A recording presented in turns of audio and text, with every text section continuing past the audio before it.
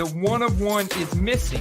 I knew something was up. Pop, that's almost twice as much going for the same price. I just freaking love that rated rookie logo. Doing more buy-ins. Which one of these 5 quarterbacks has the worst set of pass catchers to throw the football to? Guess how much I sniped this for an auction? Number to 5, you dirty animal. I'm telling you, these optic on-card autos are money.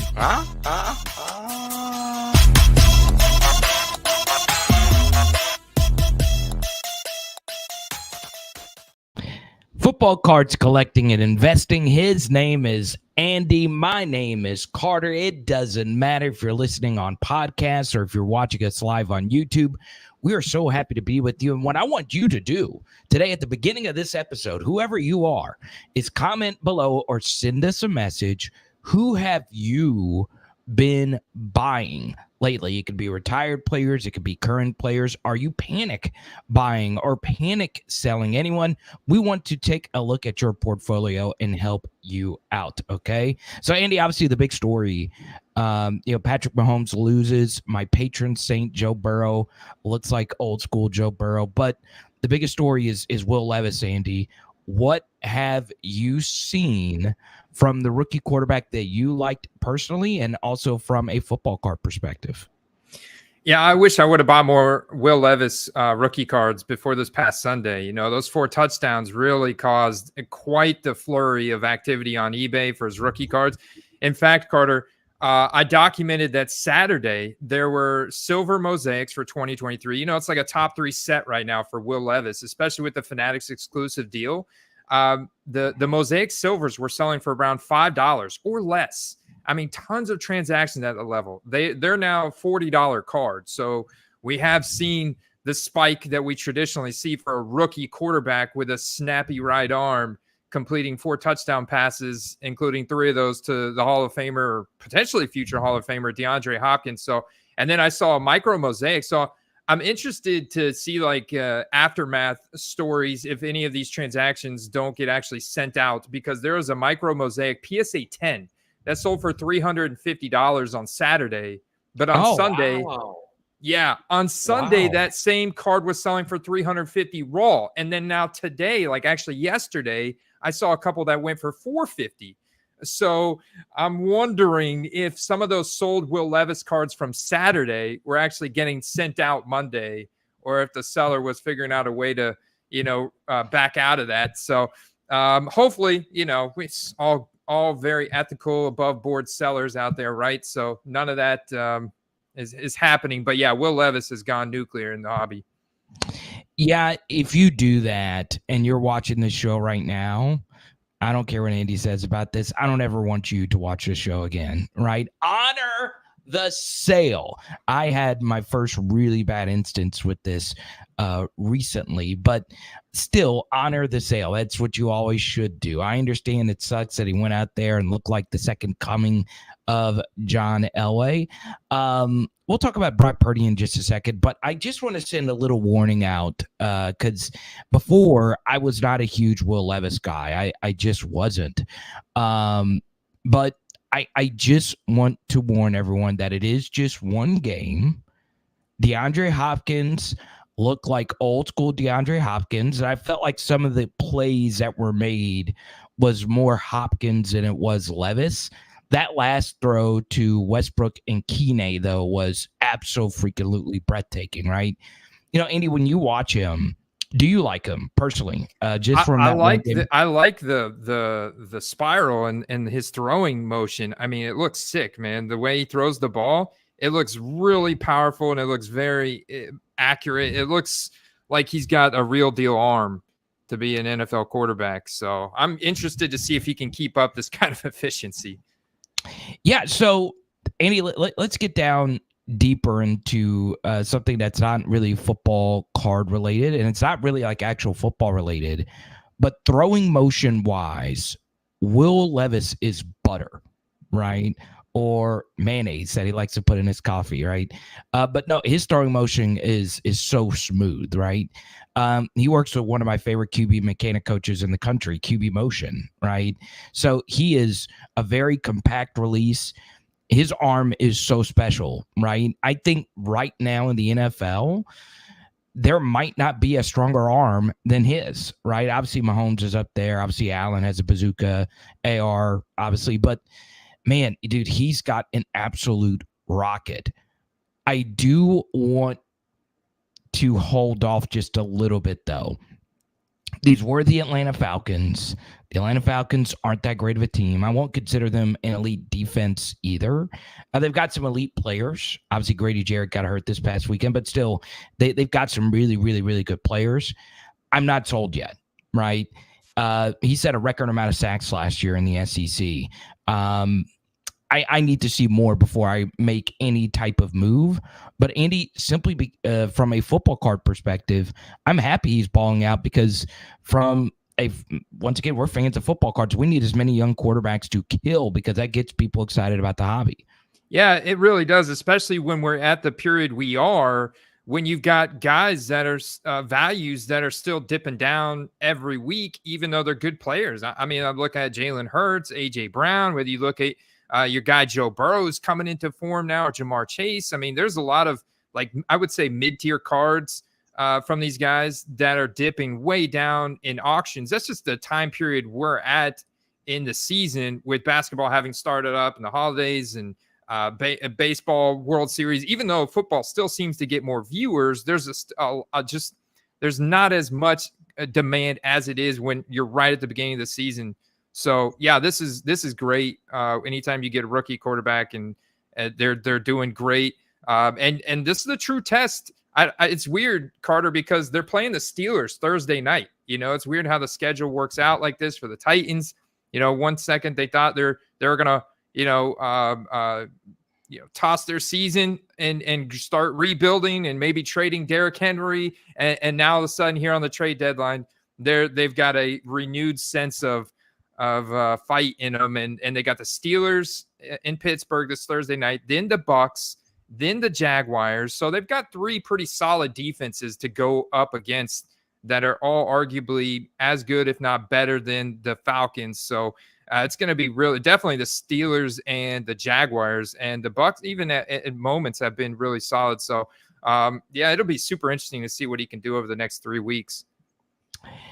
Yeah, I just think this was more of a vintage DeAndre Hopkins game. I mean, he did some incredible things in this game, but you do see the arm strength, you do see the talent, and it is interesting. Nebula 1 of 1, as you see on the screen right here from Mosaic, 1,200 on, what was that? That was a Saturday sale? That was October 19th. So that was actually 2 Thursdays ago. Yeah, it was like a week and a half ago.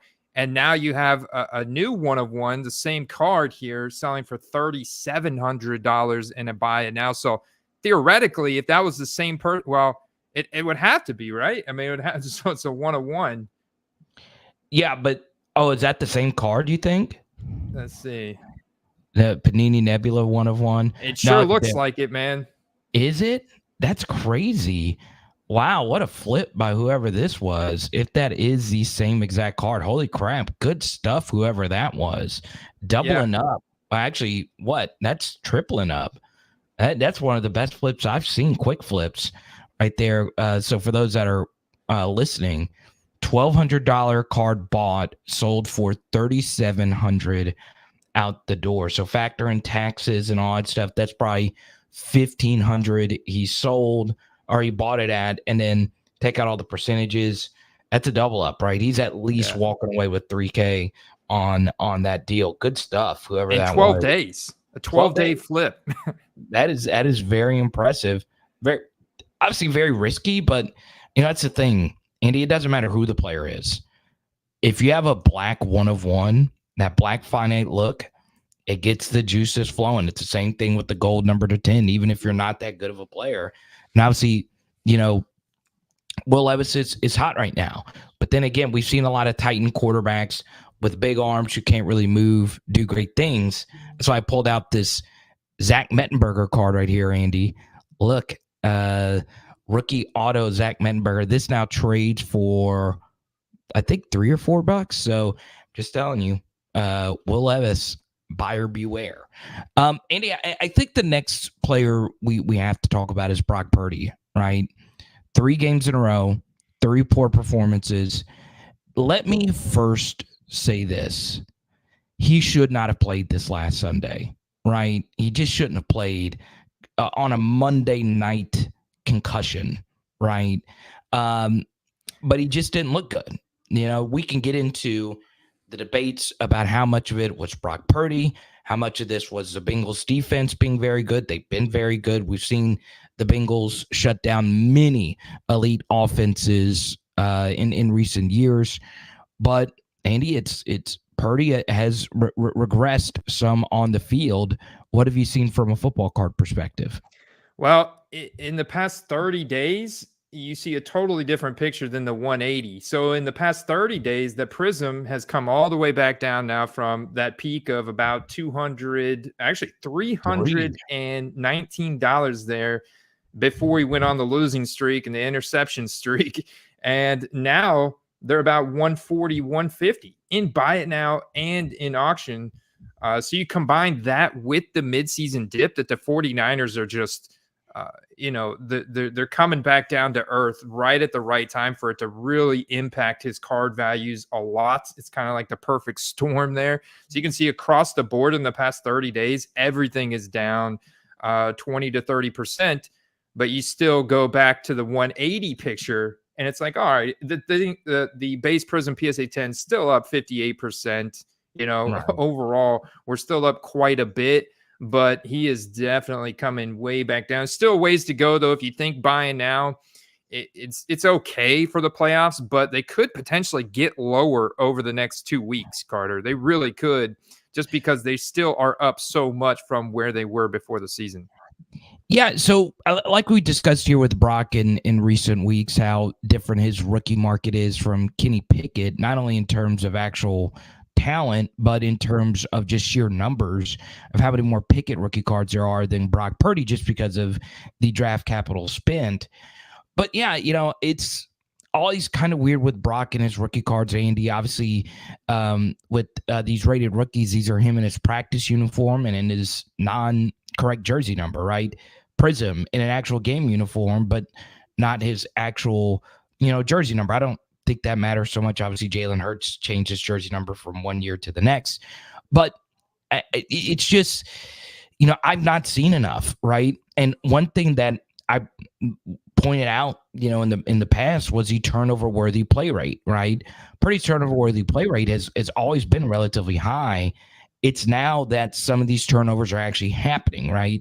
So, let me know in the chat. Are you still a believer in Brock? I think they kind of ran into a buzzsaw, right? He went up against Kirk Cousins.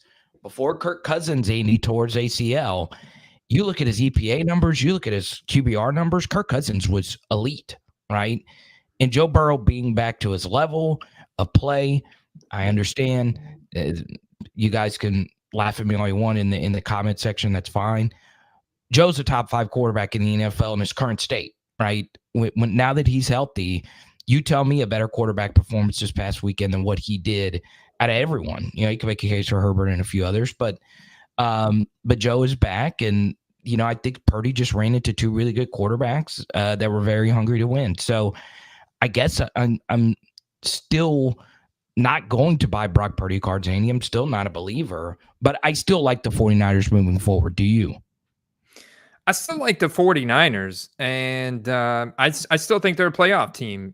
Just look at the strength of the defense, and when the offense, you get Debo healthy, and the offensive line hasn't been great either. If you look at their pass blocking efficiency, it's not great. They really have one good tackle, Trent Williams, and outside of that, it's like kind of a mid-tier type of offensive line. So, yeah, man, still a believer in the 49ers. And if some of these cards, like I'm looking at this Press Proof Premium, which gets demanded quite a bit. If it dips too much under $100 for the PSA 10, I'm definitely going to become a buyer, because I do see this as a playoff team, and I think their cards are going to go back up. And with Brock Purdy only having the 1,500 different cards compared to the Kenny Pickett, who also, coincidentally, not a good week for 2022 quarterbacks, I guess. He's got the 5,000 different rookie cards of being a first rounder. So I still see potential for Brock Purdy to kind of bounce back up real quick. And once we get into the playoffs and he has a good performance, has one of those, classic Brock Purdy top 5 performances, then all of a sudden, it'll start popping off again. And you could potentially, make some nice flips at that time period. But you just got to be prepared. Like if you're buying it now, chances are you be ready to hold it till at least January, maybe draft and potentially next September. That's a good thing about buying into them. You have so many future event markers that you could potentially profit on that it's relatively safe, especially if you're buying them at around what they were selling for back in July. The Seahawks are 5-2, Andy. We told you the Seahawks were going to be a good football team this year. I will say this. They have played not great football. I mean, they're not your typical 5-2 team, right? But I like their schedule. I like the way things, shaped out for them. And, they're 5-2. The 49ers are 5-3. So NFC West is still kind of wacky. But I still think the 49ers are the best team. We'll talk about one more quarterback here, and it comes in from Leo Rank. Andy, he wants your expertise on his Dak Prescott PC. Dak always been one of the weirdest quarterbacks to talk about in the hobby, Andy. I think this is your time to sell, man. Dak's coming off a borderline, career weekend for him, especially when you factor in the past 3 years of performances like post horrific ankle injury Dak, and if you look at the next gen stats, his speed has gone down each season. So he suffered some significant injuries that have definitely altered the way he plays today compared to the way he used to play.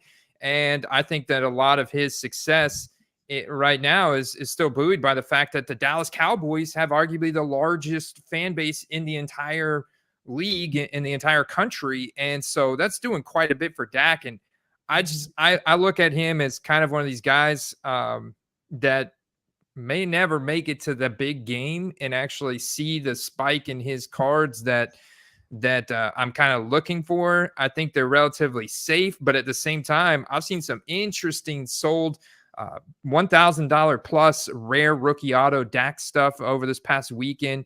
So his market is doing really well right now, Carter. All things considered, I would consider selling him either right now or heading into the playoffs this year. They should at least grab a wild card spot. Obviously, they're not going to win that division over the Eagles, but they should be able to grab a wild card spot of the NFC, and that could definitely lead to some interesting demand for Dak Prescott's market. Yeah, Dak was a play of the week for me, like I think 7 or 8 months ago. I mean, the Cowboys are just so loaded on offense, right? You saw CeeDee Lamb just go off, and Jake Ferguson is playing okay now that they let Dalton Schultz out. What's very interesting, Andy, is Tony Pollard's not even going off, right? It's really been the Dak show and the Micah Parsons show, right? So Dak is a top 10 quarterback in the NFL. I do agree, though, that the playoffs is where the Cowboys normally fold. And when it comes playoff time, Andy, everyone's going to be like, well, we tried to tell you, right? So once again, it's a weird sale right there. What is that? 1,000? Yeah, something's not adding up on this one. That's an anomaly. But it's showing a $1,100 sold Prism PSA 10 for Dak, but the current trend on that card is lower than Jared Goff. It's about you can see some there at the end of September for 210, but now look at where we're at. Even October 30th, which is yesterday, right? You're still getting a $108 sold auction and a $122 auction. If you told somebody that the Dak Prescott Silver Prism PSA 10 sold for $100 back in 2020, people would have thought you were insane. Right. So, because that was a $450, $500 card at its peak back there. And you can see it's just kind of slowly came back down to normal. And then there's been a lot of ups and downs for Dak. The demand is still there. You can see there's 1,400 of you. I mean, there's twice as many Dak Prescott Prism PSA 10s there is Jared Goff. So he's been a highly submitted player. A lot of people collect him. Shout out to Leo Rank here at the PC.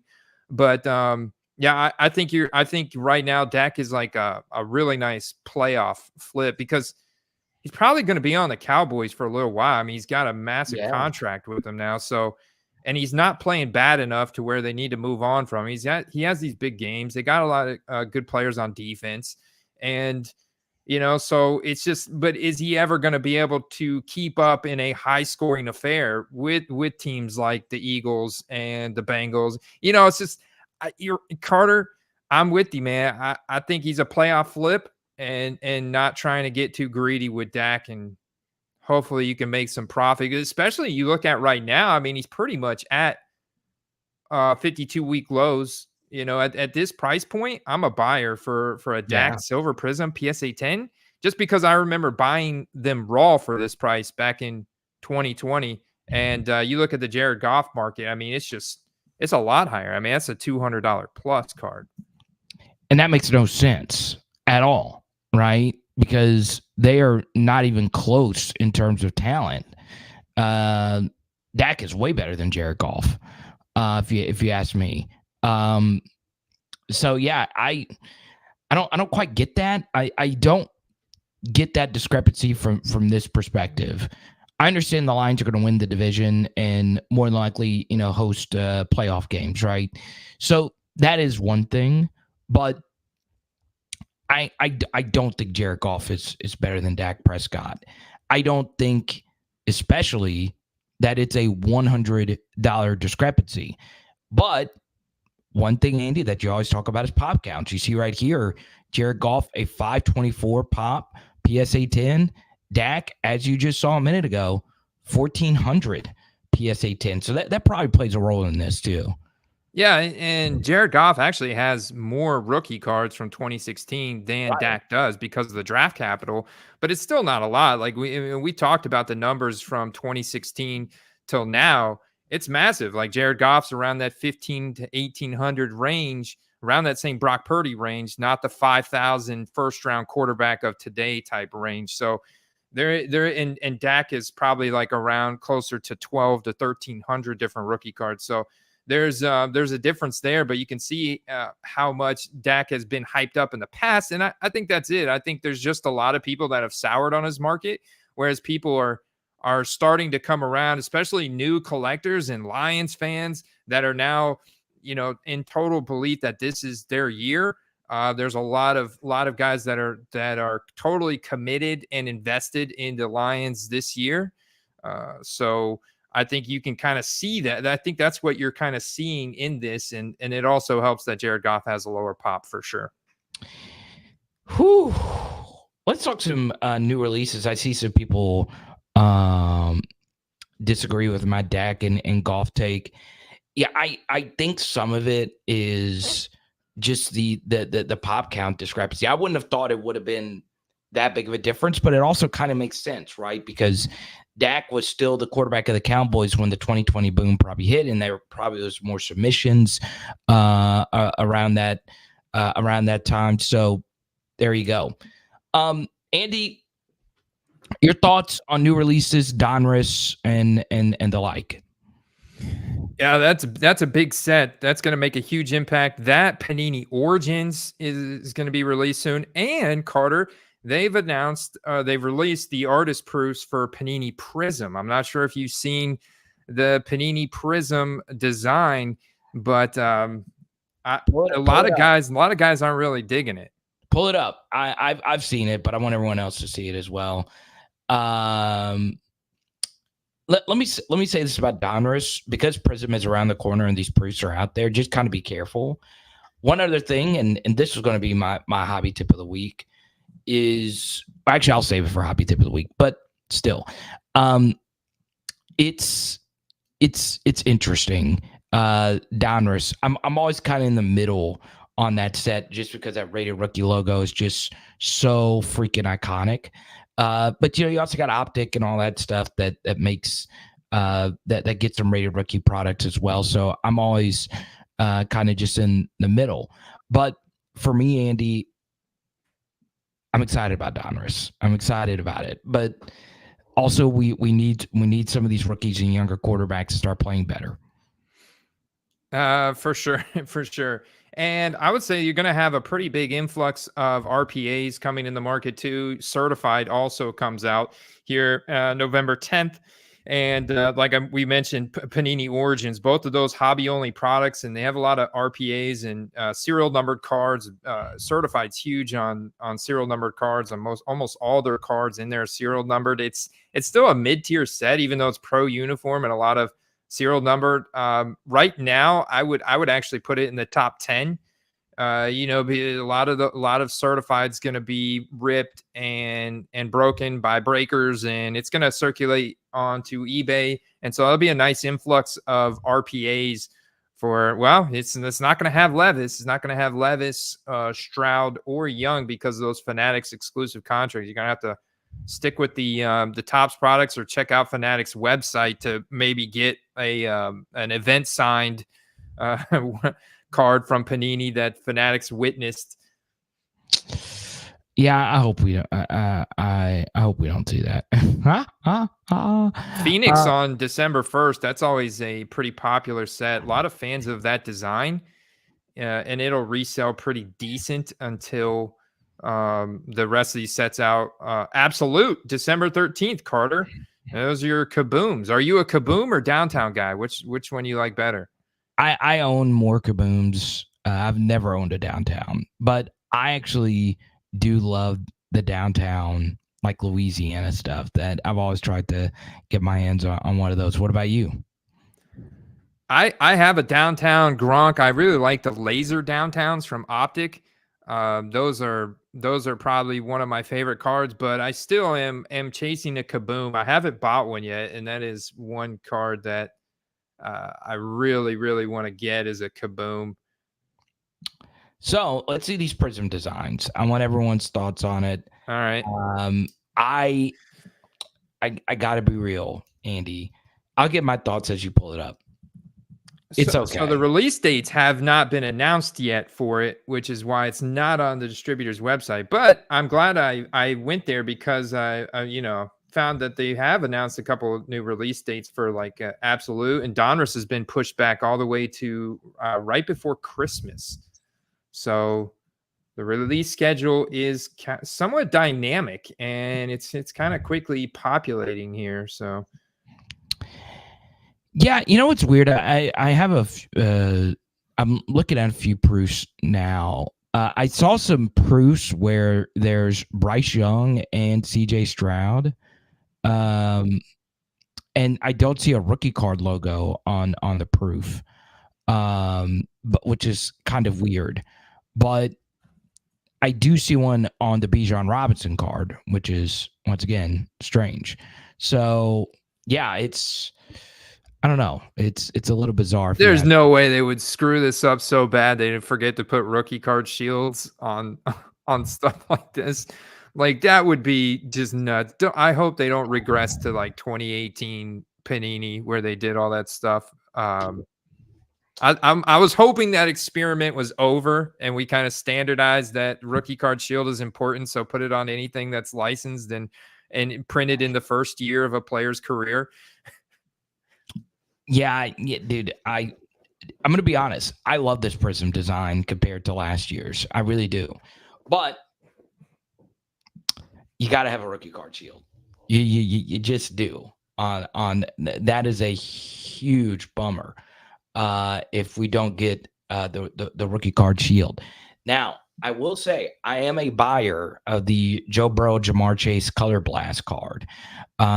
So let me know if you find it. And if you want to, that Legends Drew Brees back to back. That's doing things to my body this early in the morning. But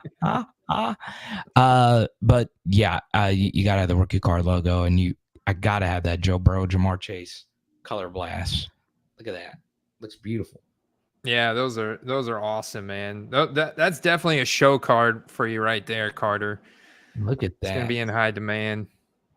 And get them both to auto it. Oh boy, that'd be nasty. But yeah, I'm always a Prism fan. I always am.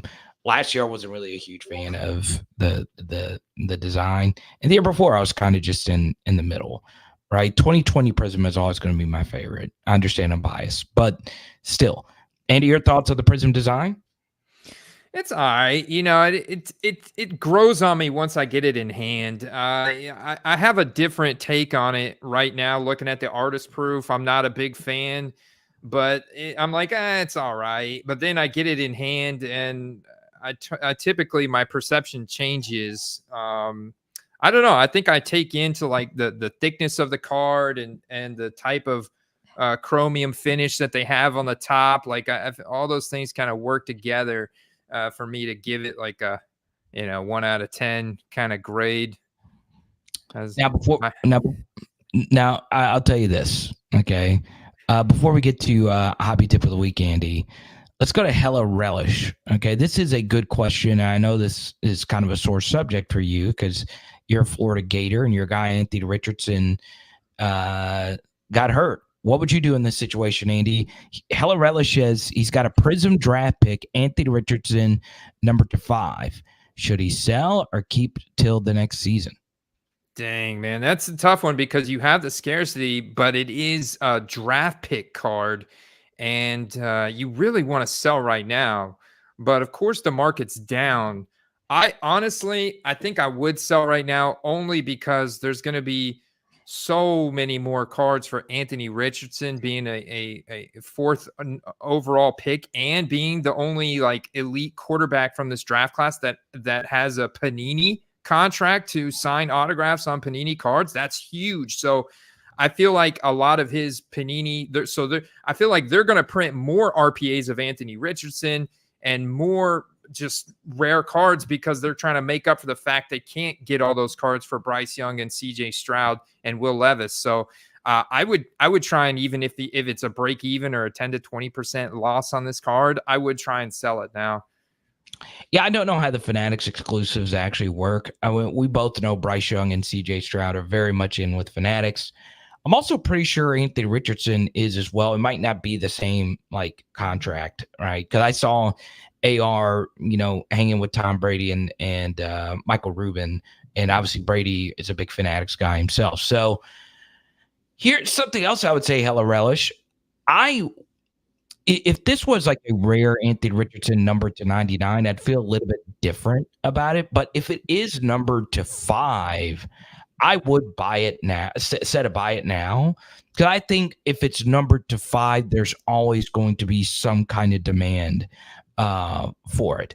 But Hella Relish, I'd love to see the card. Send me a photo in our Discord if you are a member of the Patreon, which you should be, patreon.com/footballcards, or send it to me at Card of the Power, at Power LSU. I might have a buyer for you. So let me know. What do you think about this right here, Carter? Here's Anthony Richardson Prism draft picks manga. Look at this. Look at this photo. That is absurd, and I love it. It's pretty cool, right? It's supposed to be cartoonishy, so it's not always going to look like just like them. But yeah, 830. So let's just say if you're getting 830 for Anthony Richardson number to 5, I'm taking that. Once again, I need to see the card first before I give you like my full advice. But there it is, right there. That could be it. Number to 5. Not that one. The next one up, Andy. Next one up. Oh, that's out of 15. Oh, out of 15. Okay, that's my bad. But yeah, I mean, I guess number to 5 would go around this. Yeah, I might just sell it now, honestly. If these are going for draft picks. These are all earlier in the year though. This is all like at the beginning of the season. So I'm filtering from the top down of looking at his highest draft picks transactions, and you can see they're all beginning of September. So just FYI. Okay. The Color Blast is probably, let's see, this one sold 16th, so 270 compared to 400 earlier in the season, 405 there. So yeah, it's a good example of always just moving it right when release date, especially if it's a college uni card. So Hella Relish, post a link in here. I don't mind doing that. I don't mind. Do you mind looking at it, Andy? I don't mind looking at it. No, not at all. I'll post a link in here. Let's go to Bob while we wait for Hella Relish here. I'll answer this, Andy, while you still look at Anthony Richardson stuff. I bet you it's this one. Sorry, go ahead, Carter. No. Here we go. I think this. It's probably. I bet you it's this one. It's the green field level. It's selling before the season for $250. The problem is, we're probably not going to find any more that have sold since then, because if guys are paying $250 for it then, right now, if you go off the math of the Color Blast, you're probably only going to get 100 to 150 for it. So yeah, Andy, I'd move it also for this reason. I don't know how big of an effect this would have on it, but Anthony Richardson really wasn't that great in college, right? Like, I mean, he was a 6-6 quarterback. It's like Florida fans are always going to love Anthony Richardson, right? But I do feel like a Florida fan's relationship with Anthony Richardson is different than an Alabama's fan relationship with Bryce Young or an LSU's fan with Joe Burrow, because they just have more success, right? It's kind of like the same thing with Will Levis, right? If you have a Will Levis card of any kind in a Kentucky uniform, you better move that SOB right now, right? Kentucky fans don't care about football. They're a basketball school, right? They're like, Will, who? I only know who John Wall and Devin Booker is, right? So yeah. Let's take one more here from John. Is it time to invest in Stetson Bennett? It's never a bad idea, like just terrible idea. I would say no, because he's a rookie, right? And he's got some fame from college, but at the same time, I mean, he's not given a starting opportunity behind Stafford. Now, maybe he will be if what's his name? Brett Ripien does bad enough, right? That's the backup there. He came in for Stafford this past weekend. Yeah, here's the thing about Stetson, right? There are some attitude kind of things with him, right?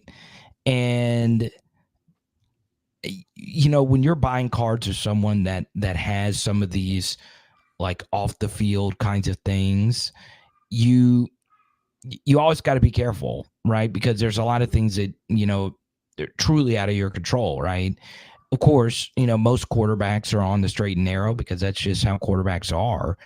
But I will say this. I still think Stetson could play. I do. I think he could, he's not a big guy. He doesn't have a cannon arm.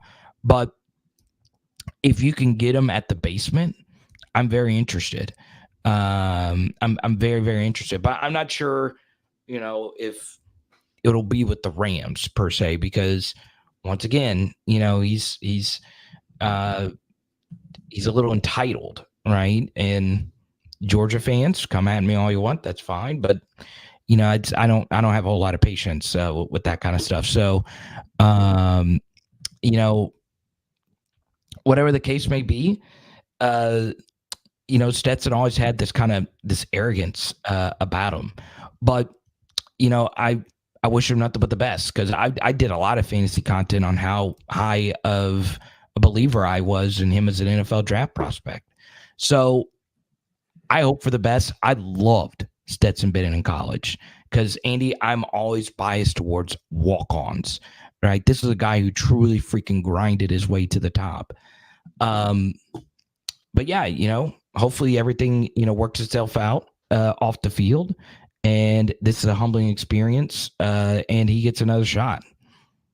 Yeah, I'm reading this little news blip from 17 hours ago from Sean McVay. He's probably less likely to return to the team in 2023. So, with that, I would not buy him right now, because I'd wait till all the sets come out. Plus, he's a backup, and then Stafford will be back. So, Yeah, I don't think Stetson Bennett is a play right now at all. I'm buying. I got to get my hands on some because I was a Stetson Staquavius super fan when he was at Georgia. But I'm always biased towards SEC quarterbacks in general, especially ones that are walk-ons and you have to transfer and grind your way to the top. But I'll tell you this. There's another Georgia quarterback moving up the ranks who also wasn't the most highly recruited guy in the world. His name is Carson Beck, Andy.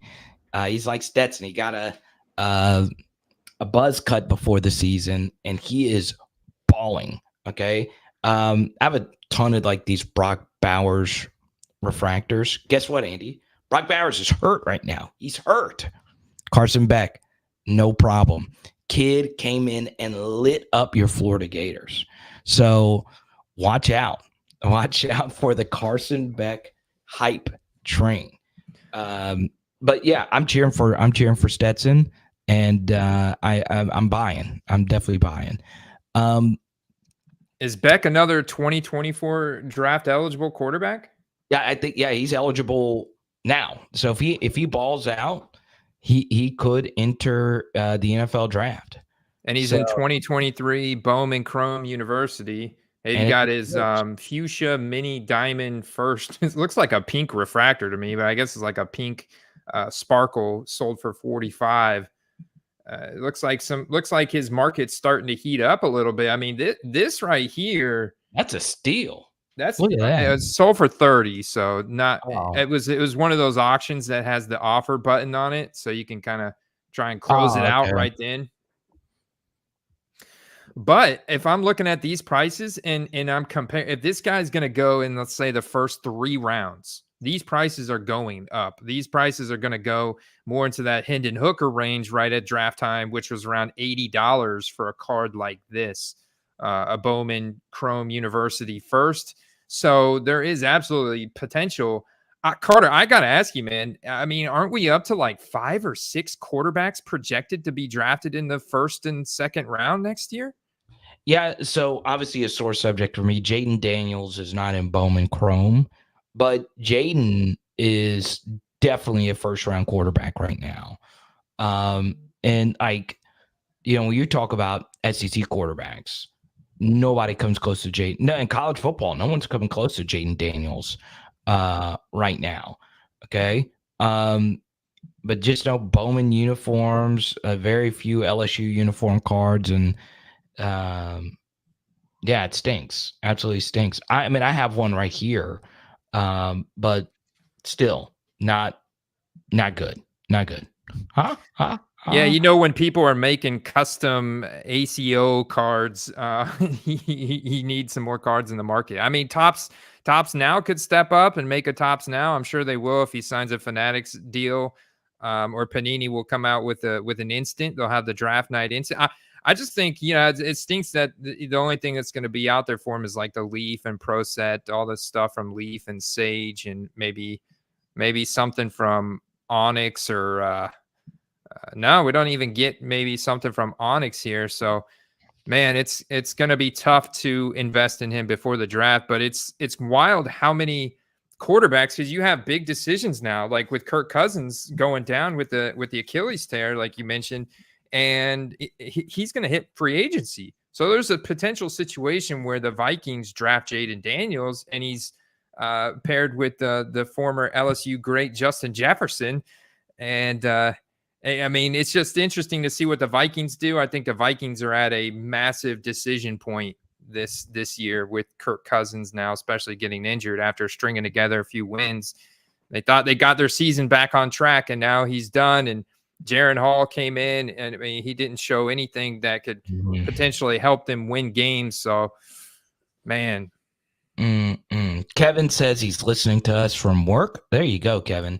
This is what we do. We get you guys fired at your jobs. That's our goal.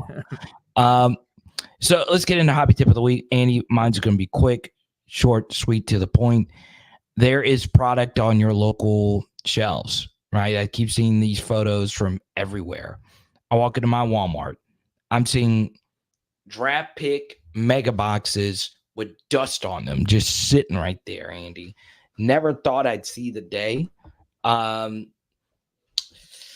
It's interesting. So if you want product, go to your local Walmart, Target. More than likely, you're going to see some. All right, Andy, your tip.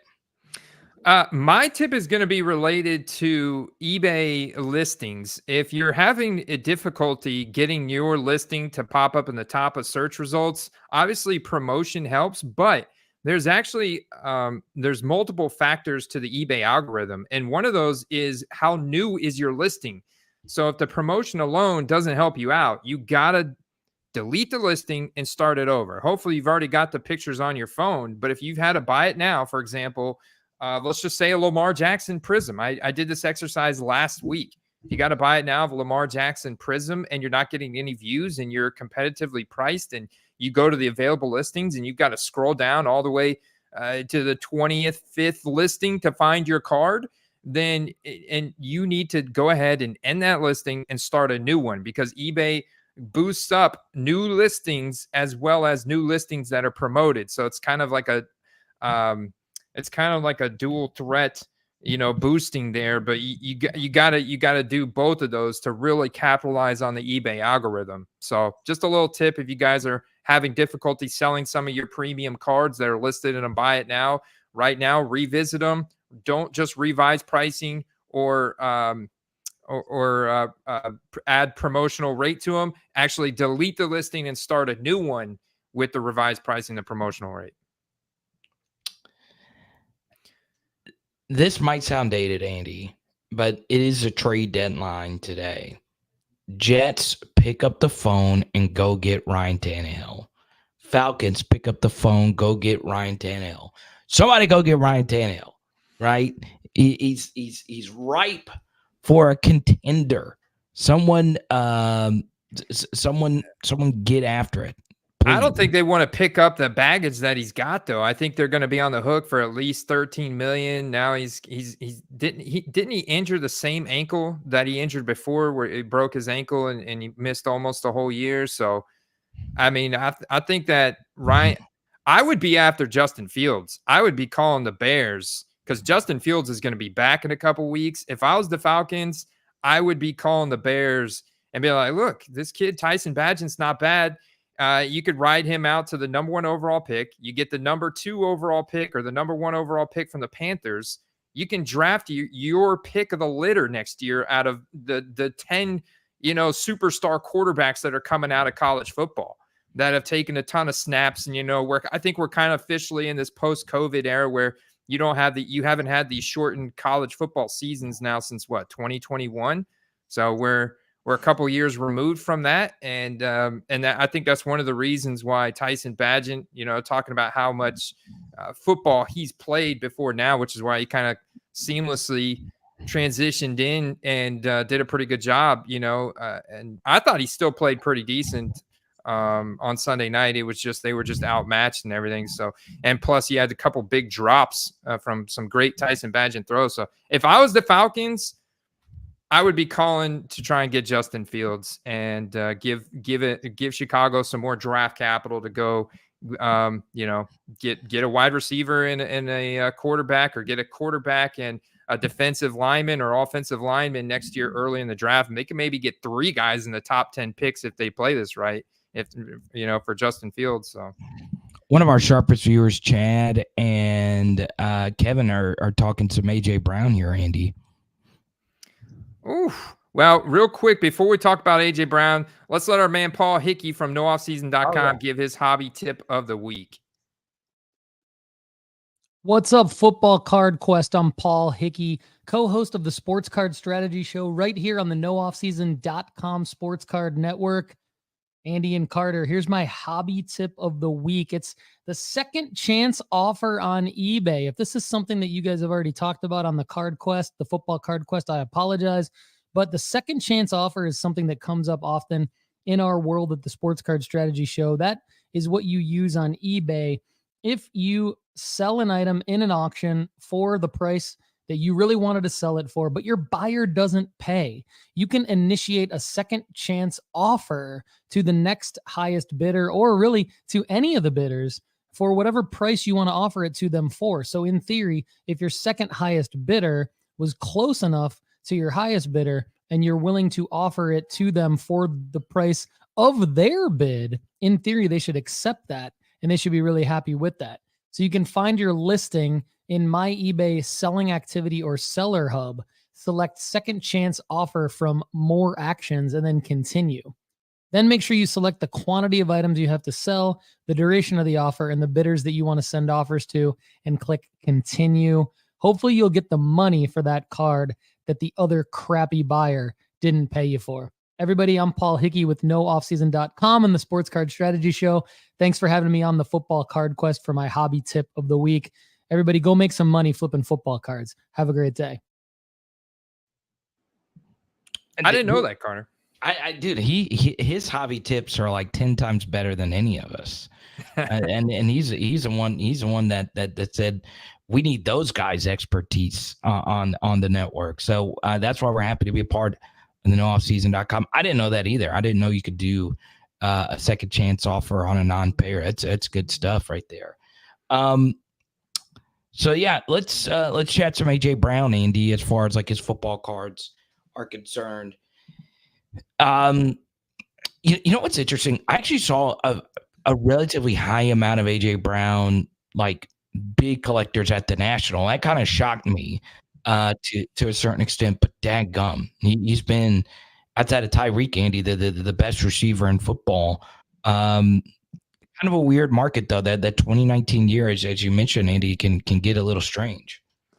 Yeah, it can get a little strange, and it's important to consider the fact he's in Titans uniforms, which are totally different than the Eagles. And you can see in his largest transactions in the past 90 days have been in Eagles uniforms, including this 2022 flawless 1-of-1 NFL Shield. This just sold yesterday for $3,150. Of course, it's got everything you want. The NFL Shield patch, which is like the NBA logo, man, for football. You got 1-of-1 right on the front, Carter, and the AB11 autograph. I mean, this card should be getting you real excited right now if you're AJ Brown.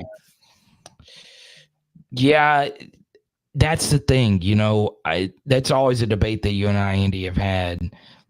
Like, do you really want a card of someone in a different uniform if what you know about him is the Eagles, right? That's a little bit different because AJ Brown was dominant with the Titans, and his rookie card will always be his rookie card. But you know, if I was just rushing to go buy an AJ Brown card, I'd probably want it in an Eagles uniform. But what say you, Chad, and what say you, Andy? Yeah, man, this is such a tough one. I think if I can find a rare card, like if I was gonna attack the AJ Brown market with say like $100, now I'm gonna go to his rookie card market and try and maybe get a rookie ticket auto raw, or you can see the field level silvers, which are up 15%, but PSA 10 that's around $100. His Prism PSA 10 still around 50, and I checked that is about twice as much as what DK Metcalf is right now. So I think that's always a good marker, is to compare AJ Brown and DK Metcalf's markets against one another. So you can see that AJ Brown is significantly higher than him, which does make sense. But it's such a low graded market, like a small graded market for AJ Brown. I like attacking that, or potentially attacking the optic hollows, which for AJ Brown have some nice scarcity, but they're still in that sub $20 range. And so that's what then leads me to like, I wonder what the primary market is then for AJ Brown. And so you go and look at which ones have the largest resale value, and those are all in Eagles uniforms 2022. So that tells me, like, if I was going to go big on an AJ Brown card from a collection standpoint, I would target one of these 2022 ultra rare AJ Brown cards. Like, I mean, here's his 1-of-1 from it. A lot of it's 2022 and $850 PSA 8. So basically raw, maybe a little bit less than raw, but man, yeah, I mean, I think that's where I'm kind of at on AJ Brown. It kind of depends on your bankroll, but if I had, $400 or $500 I want to spend, I'd probably go for the Eagles. variation of AJ Brown, just target ultra rare cards from last year. Or if I had like $100, I would invest in like the optic hollows for less than 20, field level silvers in that range, or maybe a rookie ticket auto if I could get it for anything under 100.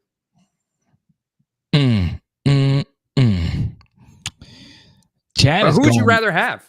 Who would you rather have? Didn't mean to interrupt you, but who would you rather have between AJ Brown and Tyreek Hill? Who do you think is the better receiver in the NFL? Tyreek, it's not even close. What? Not even close, man. See, Tyreek is fast and everything, and he's the cheetah, and like he can evade like crazy. But AJ Brown is bigger. He's more powerful. I mean, look at that one-handed catch AJ Brown had on Sunday. I mean, it's like Jalen Hurts could throw it low, he could throw it high. AJ Brown gets it wherever it's at, and I don't know, man. I'm interested to see the separation numbers when the season's over, because I feel like AJ Brown might be a little bit better, just all purpose. Okay. If I were ranking the NFL wide receivers, okay, I would put number 1, Tyreek Hill. I would put Jets number 2. I would still put Jamar Chase number 3 and AJ Brown number 4. Now, AJ Brown is having a better season than either one of my LSU guys. But I will also say this. AJ Brown at ADP this year is killing, right? So if you're a fantasy player, he's obviously giving you the most ROI, because I remember on some of the ESPN leagues, Andy, AJ Brown was like the pre-draft 18th pick. I was like, what the hell? What are they basing this off of? But yeah, I am a fan though. I am a fan. So our hype score takes into account how well they've exceeded expectations compared to what they were projected to do. Then it also takes into account the team fan base, the power ranking, the draft capital, and age of the player as well. So you can see we've got them ranked AJ Brown 1, George Pickens 2, Tyreek Hill 3, Jamar Chase 4, Justin Jefferson has slid to 5. He was at 1 earlier in the season. So it's interesting. It's pretty close there to your ranking, but because Tyreek Hill doesn't quite have the draft capital, I think, and he's a little bit older, that's why he's down here at number 3. And Pickens, man, he is just like his values on average. You see some crazy I've seen crazier transaction for Pickens than Garrett Wilson late. Like Garrett Wilson has actually dropped quite a bit. But maybe he'll get a quarterback back by playoff time. Seems like Rodgers is maybe going to make a resurgence here by playoff time, which could make him an interesting play right now. But yeah, the wide receiver market is lit right now. Yeah, and the hard thing about it for some football card collectors when it comes to wide receivers is one thing that some collectors want to target is, are they going to make the Hall of Fame? Okay. And there are a lot of receivers that are in this kind of, he's not a Hall of Famer for certain, but he is a Hall of Famer, right? Like, and I think of the guys that are currently playing, the only wide receiver that is a surefire first-time lock is Tyreek Hill, right? We can get into a debate about DeAndre Hopkins. We can get into a debate about your guy Mike Evans. I think Mike does get in though. And then also Keenan Allen, right? It's a little bit more of a long shot, but there are a lot of these receivers, Andy, that are kind of in this middle-ish tier. But I think this season makes me feel pretty comfortable that AJ Brown is going to get there, right? Because he is young. We expect at least 2 more seasons of all-pro action. We know the connection with him and Jalen Hurts. So I feel pretty good about AJ getting there eventually. Yeah, and I think, with you take into consideration this is Jason Kelsey's last year. I think the Eagles are going to the Super Bowl. They're going to win it. There's a chance that AJ Brown could be the MVP of the Super Bowl, so that would only amplify his Eagles. He makes catches like he did Sunday. in the Super Bowl. I mean, it's on. I think when was the last time we had a receiver as a Super Bowl MVP? It was Cooper Kupp. Yeah, it was Cooper Kupp just a couple of years ago. But well, I'll say this, Andy. AJ Brown made a catch in the Super Bowl last year for a touchdown that was absolutely ridiculous, where he had to, change the ball at a weird flight. The DB had kind of a weird play on it. So yeah, I mean, AJ is definitely like bona fide top 5 guy in the NFL right now. One other thing that we got right on here, all right, is last year when Jalen Hurts was leading the Eagles on that run, what did we say? That the Eagles were going to run it back. Okay. And we don't know if they'll get to the Super Bowl, but Andy, did we not say that the Eagles are here to stay repeatedly? Okay. Mm-hmm. So if you bought Jalen Hurts then, even if it was on the ascent, guess what? The Eagles aren't going anywhere. Right. And I think at this point, I don't feel as confident that they will run it back next year. But I still feel pretty confident about their future regardless. So what a player, what a team the Eagles have with Howie and Sirianni and those guys. So good stuff. Now, Andy, it's that time, baby. It's that time. It's the time that people look forward to each and every week. It's play of the week, baby. And I actually want to do it a little bit different. In the chat right now, do you have a play on your mind? Let us know. Okay, Andy, play of the week. Let's hear it. Well, there's a variety of plays to make right now. You could go with guys that are exceeding expectations on teams that are expected to make the playoffs and still potentially buy low. Like, there's good plays like that. Like Devonta Smith is a perfect example. I mean, he plays like he's built like an AJ Brown, but he's really only like 180 pounds. This guy plays. I mean, I see him hold on to the ball and take big hits, and he just always pops back up, knock on wood. But I mean, he's a super tough, incredible wide receiver. It's crazy how much talent they have in that wide receiver room for the Eagles that are, like we just mentioned. I think they're going to run it back this year out of the NFC, but it's yet to be seen. Another guy that's just gone up a tremendous amount that you can still get into for very low. Like if you didn't want to take on the risk of buying a AJ Brown rookie ticket auto for close to $100 or maybe more at this point, maybe more like 150, you could get yourself a guy like Nico Collins. We've seen that the Texans offense is going to be competitive, even though CJ Stroud had a tough week this past week against the Panthers, got beat by Bryce Young. But that was very, I think, game script, situational dependent there. And I think that, with Bobby Slowick and this offense in Houston, I really like Nico Collins. He's now number 4 in yards per route run. So just from a ADP standpoint, going from a 10th to 12th round fantasy wide receiver to next year, probably people drafting him in the 3rd round type range. And he's already at almost 600 receiving yards. So he's not, too far behind the elite guys with an average of 17.5 yards per reception. Overall, the wide receiver 17 per game. But he's getting high quality targets, and CJ Stroud is a good passer, man. So Nico Collins and getting his rookie ticket auto for $20.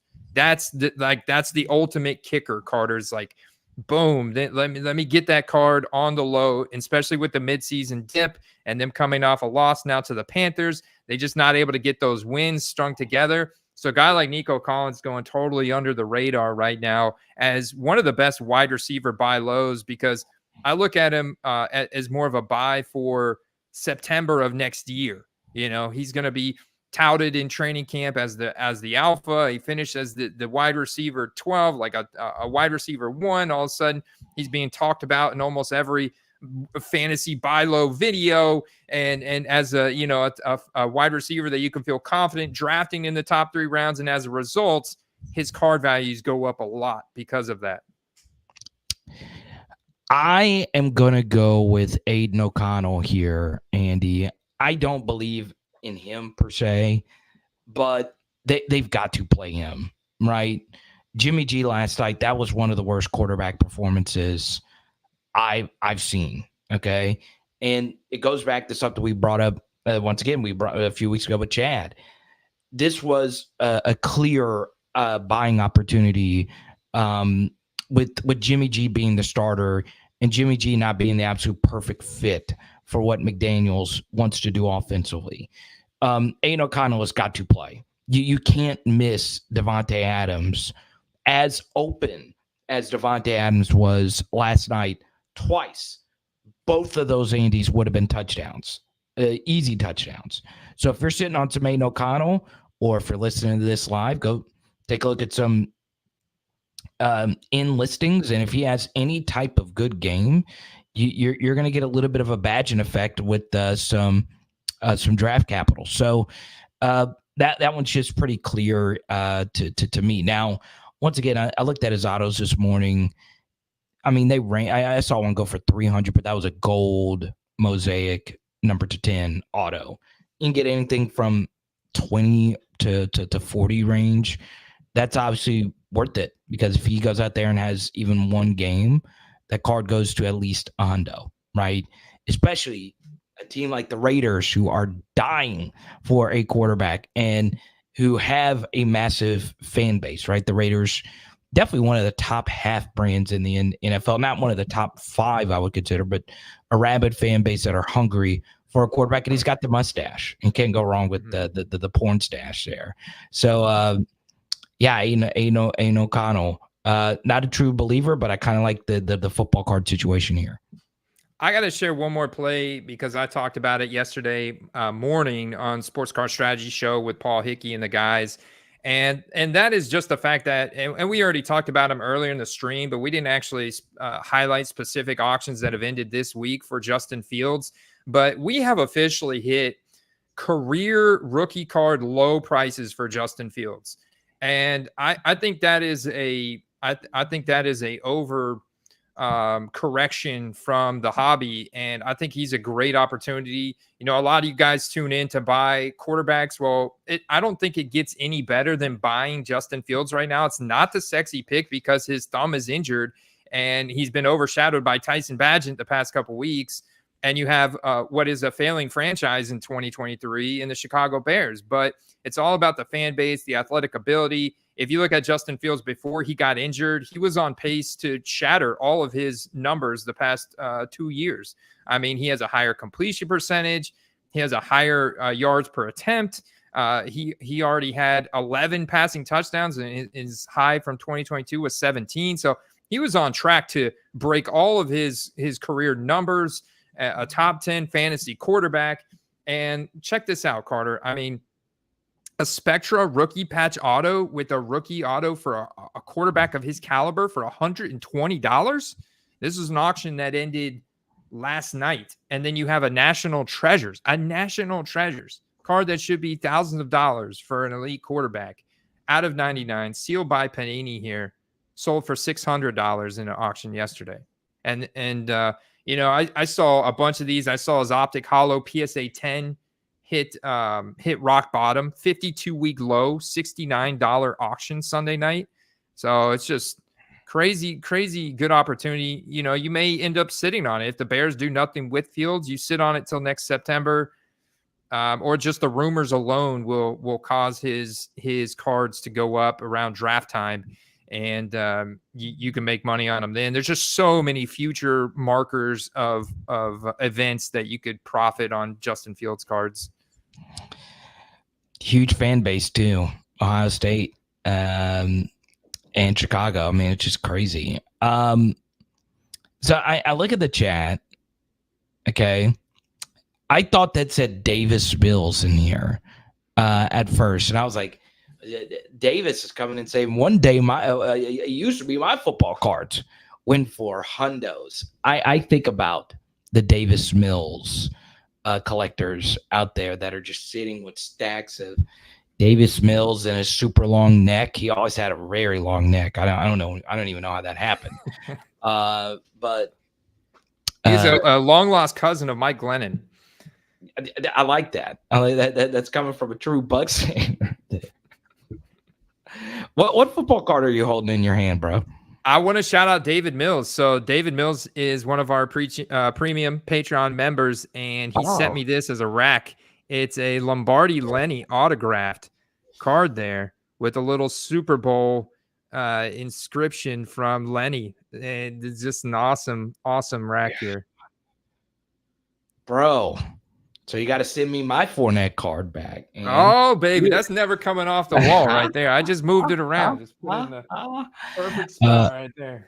I love it. I freaking love it.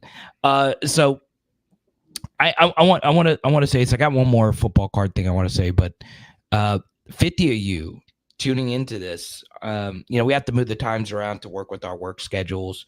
I really do appreciate you guys. I really do. And the best way to appreciate me and to get in contact with me or Andy is patreon.com/football cards. Sign up there. You get access to our exclusive app with football card sales data, everything you need to know to buy Dak or Aiden O'Connell or the league leader in NFL sacks. Andy, right now, tell me, who is a league leader in NFL sacks?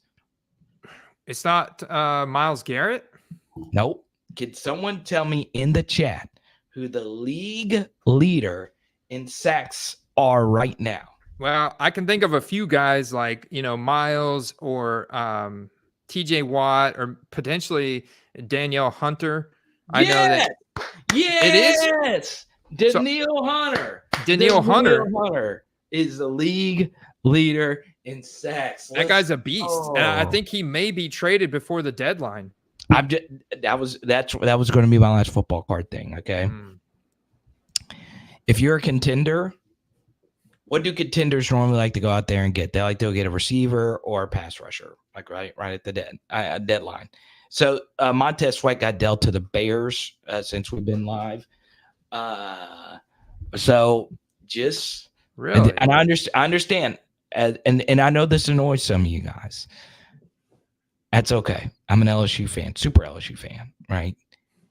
That dude's a dog, right? That dude is a freaking monster. So just be on the lookout today. He might get moved. Hashtag sources. I'm just kidding. But he's so good. He's so freaking good. But you want to know a crazy stat, Andy, that'll blow your mind? He had one sack. His final year at LSU. One total sack. He was also hurt.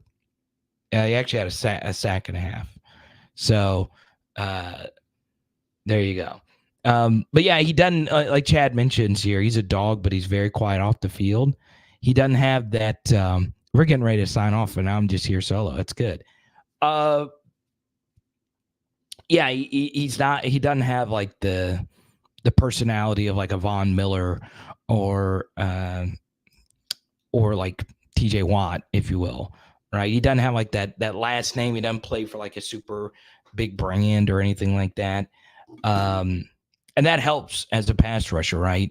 Micah Parsons, of course, is a huge personality. He's got a podcast. He also plays for the Cowboys, right? TJ Watt also plays for the Steelers, right? Danielle Hunter plays for the Vikings. So my hope is he goes to a contender and the world can see how freaking good he is.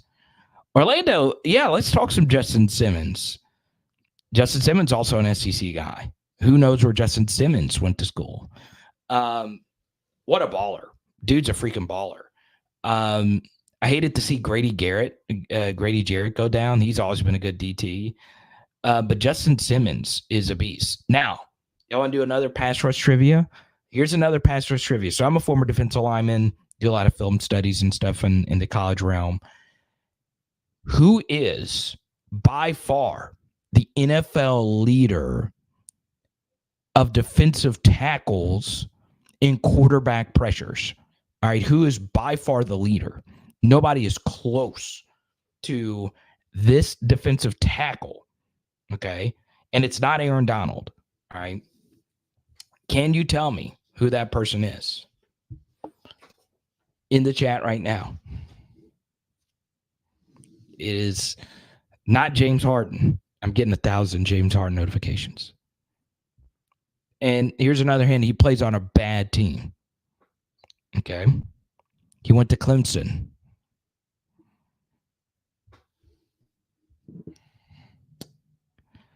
Yeah, that's close to Orlando.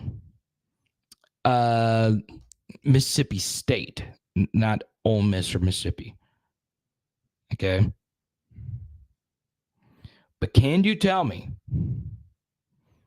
who is by far the leader?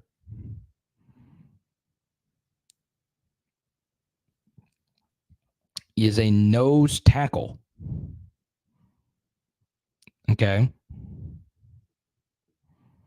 He actually set a record for pressures in a single game this past weekend, according to Pro Football Focus. Okay. I'm shocked that y'all don't know this. He's from the top 5 media market, but it's a bad team. Can you tell me who that is? Okay.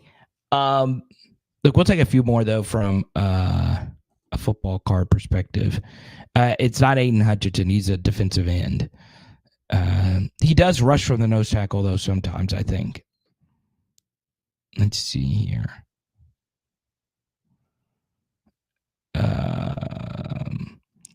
Kevin has a question here about Jaren Hall of the Vikings. Yeah, that's just not really my guy, right? There you go. David again. David got it. It is Dexter Lawrence is that guy. So there you go. But yeah, we'll talk some Jaren Hall here at the end. Yeah, I wasn't a big Jaren Hall guy coming out of BYU. Ryan had nothing to do with, Zach Wilson not being a good NFL quarterback and him also coming from BYU. I tend to not believe in the theory that if you come from this school, you're an automatic bust at QB. So I don't believe in that at all. But yeah, I'm not a Jaren Hall guy. I think not only from a football card perspective, but from a fantasy perspective, we're kind of cooked with the Vikings, right? And that was a player we actually did not talk about today. That was kind of shocking because Andy, as you guys know, is a huge wide receiver guy. He doesn't like to just talk about quarterbacks, right? There's more to football cards than just the QBs. But I hate it for Jordan Addison. I do. I have a lot of Jordan Addison shares in fantasy, and he has been killing it. And now I don't see a path forward with where they are right now. But yeah, congrats, David. It was the one who got it. Dexter Lawrence is crazy good. Crazy good. So there you go. Let's see here. I'm here just in time to back to remind everybody, because I get this question a lot, Carter. If you guys want to get access to the web app or Discord server, check out. You see it scrolling across the bottom right now, footballcardquest.com. There's a little Go Premium button at the top, right on the front page of that website. Click that button, and it'll take you right to it, man. We got the world famous hype index in there, everything. I even put out some backstage podcasts and videos. We did an early bird auction sniper where I actually went through a cultivated watch list, a lot of those Justin Fields cards. So hopefully some guys out there in the Discord and the premium membership got those Justin Fields cards, because some of those went super low. All right, guys, we'll see you next week. Peace out.